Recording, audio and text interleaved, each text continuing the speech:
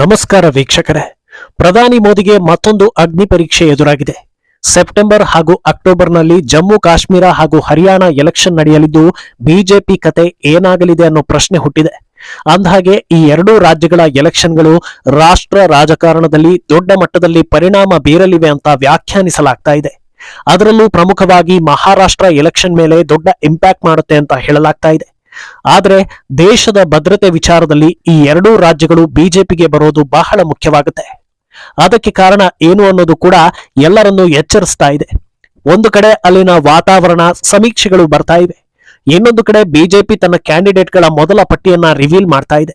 ಇತ್ತ ಮೆಹಬೂಬಾ ಮುಫ್ತಿ ಆರ್ಟಿಕಲ್ 370 ಮತ್ತೆ ಜಾರಿಗೆ ತರೋ ಭರವಸೆಯನ್ನ ಕೊಟ್ಟಿದ್ದಾರೆ. ಹಾಗಿದ್ರೆ ಈ ಎರಡು ಸ್ಟೇಟ್ ಎಲೆಕ್ಷನ್ ಏನಾಗಬಹುದು?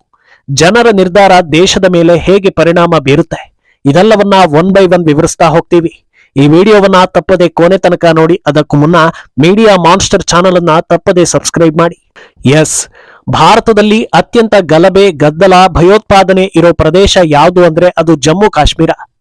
ಭಾರತದಲ್ಲೇ ಅತಿ ಹೆಚ್ಚು ಮುಸ್ಲಿಂ ಜನಸಂಖ್ಯೆ ಇರೋ ಜಮ್ಮು ಕಾಶ್ಮೀರದ ಎಲೆಕ್ಷನ್ ಈಗ ಬಿಜೆಪಿಗೆ ದೊಡ್ಡ ಸವಾಲಾಗಿದೆ. ಅದರ ಜೊತೆಗೆ ಹರಿಯಾಣವನ್ನು ಉಳಿಸಿಕೊಳ್ಳೋದು ಕೂಡ ಅಷ್ಟೇ ಕಠಿಣ ಕೆಲಸವಾಗಿದೆ. ಜಮ್ಮುವಿನಲ್ಲಿ ಒಂದು ಹಂತದಲ್ಲಿ ಹಿಂದೂ ಜನಸಂಖ್ಯೆ ಗಮನಾರ್ಹ ಮಟ್ಟದಲ್ಲಿದೆ. ಆದರೆ ಕಾಶ್ಮೀರದಲ್ಲಿ ಹಿಂದೂಗಳನ್ನ ಕೊಂದು ಹೊಡೆದು ಓಡಿಸಿದ ಬಳಿಕ ಅಲ್ಲಿ ಪ್ರಬಲವಾಗಿರೋದು ಮುಸ್ಲಿಂ ಸಮುದಾಯ. ಜಮ್ಮು ಕಾಶ್ಮೀರದಲ್ಲಿ ಬಿಜೆಪಿ ಗೆಲ್ಲಬೇಕು ಅಂದ್ರೆ ಹರಸಾಹಸ ಪಡಲೇಬೇಕು. ಆದರೆ ಹರಿಯಾಣದಲ್ಲಿ ಅಷ್ಟೊಂದು ಕಷ್ಟಪಡಬೇಕಾದ ಅಗತ್ಯತೆ ಇಲ್ಲ. ಸದ್ಯ ಅಲ್ಲಿ ಅಧಿಕಾರದಲ್ಲಿರೋದು ಬಿಜೆಪಿಯೇ ಆಗಿರೋದ್ರಿಂದ ಕಮ್ ಬ್ಯಾಕ್ ಮಾಡಬಹುದು ಅನ್ನೋ ಟಾಕ್ ಇದೆ. ಆದ್ರೆ ಅದು ಕೂಡ ಈಸಿ ಇಲ್ಲ ಅಂತ ಹೇಳಲಾಗ್ತಾ ಇದೆ.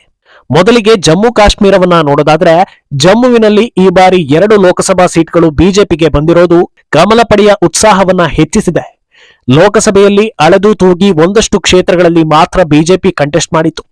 24.4% ವೋಟ್ ಶೇರ್ ಗಳಿಸುವಲ್ಲಿ ಯಶಸ್ವಿಯಾಗಿತ್ತು. ಜಮ್ಮು ಹಾಗೂ ಕಾಶ್ಮೀರದಲ್ಲಿ ಒಟ್ಟು 90 ಕ್ಷೇತ್ರಗಳಿದ್ದು ಈ ಪೈಕಿ 44 ಕ್ಯಾಂಡಿಡೇಟ್ಗಳ ಪಟ್ಟಿಯನ್ನ ಬಿಜೆಪಿ ರಿಲೀಸ್ ಮಾಡಿದೆ. ಇದರಲ್ಲಿ 14 ಮುಸ್ಲಿಂ ಕ್ಯಾಂಡಿಡೇಟ್ಗಳು ಹಾಗೂ 2 ಕಾಶ್ಮೀರಿ ಪಂಡಿತರು ಒಳಗೊಂಡಿದ್ದಾರೆ. 2014ರಲ್ಲಿ ಬಿಜೆಪಿ 25 ಸೀಟ್ ಗೆದ್ದಿದ್ರೆ ಪಿಡಿಪಿ 28 ಸೀಟ್ ಗೆದ್ದು ಸಿಂಗಲ್ ಲಾರ್ಜೆಸ್ಟ್ ಪಾರ್ಟಿ ಎನಿಸಿಕೊಂಡಿತ್ತು. ಕೊನೆಗೆ ಬಿಜೆಪಿ ಹಾಗೂ ಪಿಡಿಪಿ ಸೇರಿ ಸರ್ಕಾರ ರಚಿಸಿತ್ತು. ಕಾಂಗ್ರೆಸ್ ಕೇವಲ 15 ಸೀಟ್ಗಳನ್ನ ಮಾತ್ರ ಗೆಲ್ಲುವಲ್ಲಿ ಯಶಸ್ವಿಯಾಗಿತ್ತು. ಆದರೆ ಈ ಬಾರಿ ಪರಿಸ್ಥಿತಿ ಹಾಗಿಲ್ಲ. ಅಲ್ಲಿನ ಸರ್ವೆ ಪ್ರಕಾರ ಕಾಶ್ಮೀರದಲ್ಲಿರೋ ಬಹುಸಂಖ್ಯಾತರಿಗೆ ರಾಹುಲ್ ಗಾಂಧಿ ಕಂಡ್ರೆ ಬಹಳ ಇಷ್ಟ. ಎಲೆಕ್ಷನ್ ಟೈಮ್ನಲ್ಲಿ 35% ಜನರು ರಾಹುಲ್ ಪಿಎಂ ಆಗ್ಬೇಕು ಅಂತ ಆಸೆ ತೋರಿಸಿದ್ರೆ 27% ಜನರು ಮಾತ್ರ ಮೋದಿ ಪಿಎಂ ಆಗ್ಬೇಕು ಅನ್ನೋ ಇರಾದೆಯನ್ನ ಹೇಳ್ಕೊಂಡಿದ್ರು. ಆದ್ರಿಂದ ಈ ಬಾರಿಯ ಎಲೆಕ್ಷನ್ ಸ್ವಲ್ಪ ಚಾಲೆಂಜಿಂಗ್ ಆಗಿದೆ. ಒಂದು ಕಡೆ ಮೆಹಬೂಬಾ ಮುಫ್ತಿ ತಪ್ಪದೆ ವೋಟ್ ಹಾಕೋ ಜನರಿಗೆ ದೊಡ್ಡ ದೊಡ್ಡ ಆಫರ್ ಗಳನ್ನ ಕೊಡ್ತಾ ಇದ್ದಾರೆ. ಆರ್ಟಿಕಲ್ 370 ಹಿಂಪಡೆದ ಬಳಿಕ ಅಲ್ಲಿ ಕಲ್ಲೆಸೆಯೋ ಕೆಲಸಗಳು ಸಂಪೂರ್ಣವಾಗಿ ನಿಂತಿದ್ವು. ಆದರೆ ಮುಫ್ತಿ ಈಗ ಅವರಿಗೆಲ್ಲ ಮತ್ತೆ ಉದ್ಯೋಗ ಕಲ್ಪಿಸೋ ಭರವಸೆ ನೀಡ್ತಾ ಇದ್ದಾರೆ. ಅರ್ಥಾತ್ ತಾವು ಅಧಿಕಾರಕ್ಕೆ ಬಂದರೆ ಆರ್ಟಿಕಲ್ 370 ಪುನಃಸ್ಥಾಪಿಸೋ ಭರವಸೆ ನೀಡಿದ್ದಾರೆ. ಇನ್ನೊಂದೆಡೆ ಇಂಡೋ ಪಾಕ್ ಗಡಿಯಲ್ಲಿ ಮಾತುಕತೆ ನಡೆಸಿ ಕಾಶ್ಮೀರ ಹಾಗೂ ಪಾಕಿಸ್ತಾನದ ಜೊತೆಗೆ ವ್ಯವಹಾರವನ್ನ ಅಭಿವೃದ್ಧಿಪಡಿಸ್ತಾರಂತೆ. ಕಂಪ್ಲೀಟ್ ಬರ್ಬಾತ್ ಆಗಿರೋ ಪಾಕಿಸ್ತಾನದ ಜೊತೆ ವ್ಯವಹಾರ ಮಾಡುವಂತದ್ದು ಏನಿಲ್ಲ ಅನ್ನೋದು ದೇಶ ಪ್ರೇಮಿಗಳು ಹಾಗೂ ಶಾಲೆಯಲ್ಲಿ ಸರಿಯಾಗಿ ವಿದ್ಯಾಭ್ಯಾಸ ಮಾಡಿದವರಿಗೆ ಗೊತ್ತಿರುತ್ತೆ. ಆದ್ರಿಂದ ಇದು ಕೂಡ ಬಿಜೆಪಿಗೆ ಡೇಂಜರಸ್ ಅಂತ ಹೇಳಲಾಗ್ತಾ ಇದೆ. ಇನ್ನು ಹರಿಯಾಣ ವಿಚಾರಕ್ಕೆ ಬಂದ್ರೆ, ಸರ್ಕಾರ ಬಿಜೆಪಿಯದ್ದು ಅನ್ನೋದು ಸಮಾಧಾನಕರ ವಿಚಾರ ಅಷ್ಟೇ. ಆದ್ರೆ ಲೋಕಸಭೆಯಲ್ಲಿ ಶಾಕಿಂಗ್ ರಿಸಲ್ಟ್ ಬಂದಿರೋದೇ ಈಗ ತಲೆಬಿಸಿ ತರಿಸ್ತಾ ಇದೆ. 2024ರಲ್ಲಿ 10 ಸೀಟ್ಗಳ ಪೈಕಿ ಬಿಜೆಪಿ ಗೆದ್ದಿದ್ದು 5 ಸೀಟ್ಗಳನ್ನ ಮಾತ್ರ. ಕಳೆದ ಎಲೆಕ್ಷನ್ ನಲ್ಲಿ 58% ಇದ್ದ ಬಿಜೆಪಿ ವೋಟ್ ಶೇರ್ ಈ ಬಾರಿ 46.1%ಗೆ ಇಳಿಕೆಯಾಗಿದೆ. ಇನ್ನೊಂದೆಡೆ 5 ಸೀಟ್ ಗೆದ್ದ ಕಾಂಗ್ರೆಸ್ ವೋಟ್ ಶೇರ್ ನಲ್ಲಿ ಬಂಪರ್ ಬಾರಿಸಿದೆ.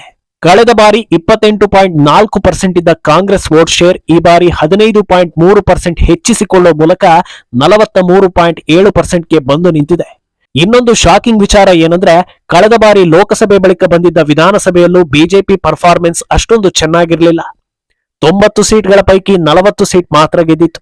ಕೊನೆಗೆ ಮೈತ್ರಿ ಮೂಲಕವೇ ರಚನೆಯಾಗಿದ್ದ ಸರ್ಕಾರವನ್ನ ಮಾಜಿ ಸಿಎಂ ಮನೋಹರ್ ಲಾಲ್ ಖಟ್ಟರ್ ಮುನ್ನಡೆಸಿದ್ರು. ಈಗ ಖಟ್ಟರ್ ರಾಷ್ಟ್ರ ರಾಜಕಾರಣಕ್ಕೆ ಎಂಟ್ರಿ ಕೊಟ್ಟಿದ್ದು ನಯಾಬ್ ಸಿಂಗ್ ಸೈನಿ ಅವರನ್ನ ನೂತನ ಸಿಎಂ ಆಗಿ ನೇಮಕ ಮಾಡಿದ್ರು.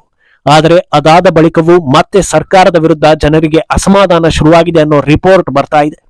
ಅಂದಹಾಗೆ ಈ ಎರಡೂ ರಾಜ್ಯಗಳು ಬಿಜೆಪಿ ಕೈತಪ್ಪಿದ್ರೆ ದೇಶಕ್ಕೆ ತೊಂದರೆ ಆಗುತ್ತೆ ಅನ್ನೋದನ್ನ ಹೇಳಿದ್ವಿ. ಅದಕ್ಕೆ ಕಾರಣ ಏನು ಅನ್ನೋದನ್ನ ಹೇಳ್ತಾ ಹೋಗ್ತೀವಿ. ಕಾಶ್ಮೀರದ ಪ್ರತ್ಯೇಕವಾದಿಗಳ ಮನಸ್ಥಿತಿ ಏನು ಅನ್ನೋದು ಈಗಾಗಲೇ ಭಾರತೀಯರಿಗೆ ಗೊತ್ತಿದೆ. ಅದರಲ್ಲೂ ಒಂದೇ ಒಂದು ಚಾನ್ಸ್ ಸಿಕ್ಕಿದ್ರೆ ಸಾಕು ಮತ್ತೆ ಕಾಶ್ಮೀರದಲ್ಲಿ ಗಲಭೆಯನ್ನ ಸೃಷ್ಟಿಸಬೇಕು ಅಂತ ಮುಫ್ತಿ ಅಬ್ದುಲ್ಲಾ ಸೇರಿ ಹಲವು ಗಣ್ಯರು ಕಾಯ್ತಾ ಇದ್ದಾರೆ.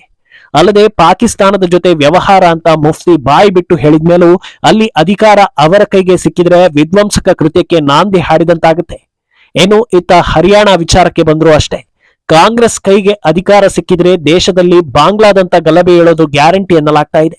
ಯಾಕಂದ್ರೆ ಕಳೆದ ಬಾರಿ ರೈತರ ಪ್ರೊಟೆಸ್ಟ್ ಆದಾಗ ದೆಹಲಿ ಹಾಗೂ ಪಂಜಾಬ್ನಲ್ಲಿ ಆಪ್ ಸರ್ಕಾರ ಇತ್ತು. ಗಲಭೆಗೆ ಪರೋಕ್ಷ ಬೆಂಬಲವನ್ನ ಅವರೇ ಕೊಡ್ತಾ ಇದ್ರು.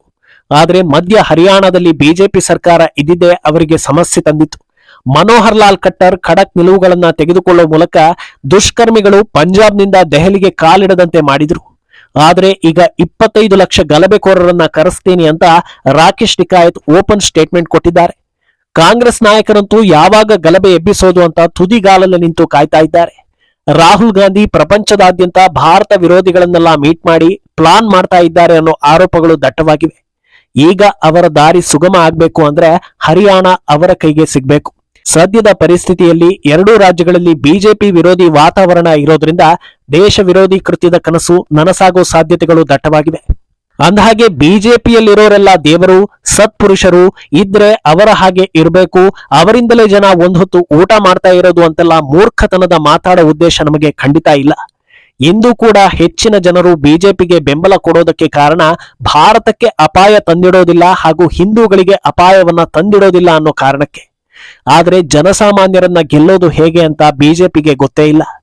ಕಾಂಗ್ರೆಸ್ನವರು ಲೋಕಲ್ ಜನರನ್ನ ಬೇಗ ಸೆಳಿತಾರೆ. ಅಧಿಕಾರ ಸಿಗೋವರೆಗೆ ಅವರನ್ನ ಚೆನ್ನಾಗಿ ಹಿಡಿದಿಟ್ಟುಕೊಳ್ತಾರೆ. ಆಮೇಲೆ ತಮ್ಮ ಉದ್ದೇಶ ಏನಿದೆಯೋ ಅದನ್ನ ಆರಾಮಾಗಿ ಮಾಡ್ಕೊಳ್ತಾರೆ. ಬಿಜೆಪಿಯವರು ಗೆದ್ದ ಮೇಲೆ ಜನಸಾಮಾನ್ಯರ ಕಡೆ ಗಮನ ಹರಿಸೋದು ಇಲ್ಲ. ಅವರನ್ನ ಹೇಗೆ ಸೆಳಿಬೇಕು ಅನ್ನೋದು ಗೊತ್ತಿಲ್ಲ. ಮೋದಿ ಮೋದಿ ಅಂತ ವೋಟ್ ಕೇಳ್ತಾರೆ.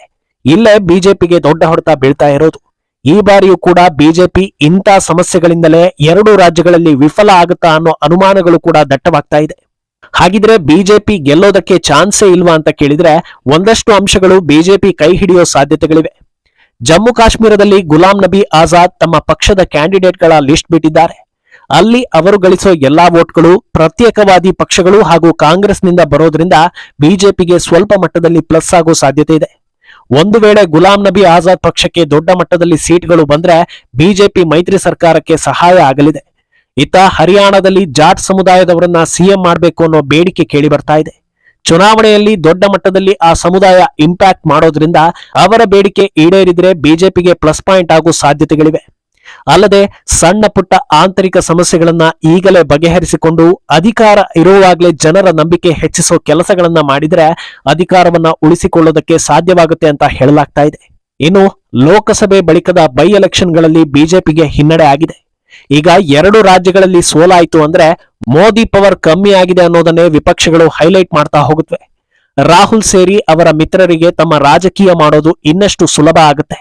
ಮುಂದಿನ ಎಲ್ಲಾ ಚುನಾವಣೆಗಳ ಮೇಲೂ ಇದು ಪ್ರಭಾವ ಬೀರುತ್ತೆ. ಆದ್ದರಿಂದ ಈ ಎರಡೂ ರಾಜ್ಯಗಳ ಗೆಲುವು ಮುಖ್ಯ ಎನ್ನಲಾಗ್ತಾ ಇದೆ. ಸದ್ಯ ಈ ರೀತಿಯ ವಾತಾವರಣ ಇದ್ದು ಮುಂದೇನಾಗಲಿದೆ ಅನ್ನೋದನ್ನ ಕಾದು ನೋಡಬೇಕು. ಈ ಬಗ್ಗೆ ನಿಮ್ಮ ಅಭಿಪ್ರಾಯವನ್ನ ತಪ್ಪದೆ ಕಾಮೆಂಟ್ ಮೂಲಕ ತಿಳಿಸಿ.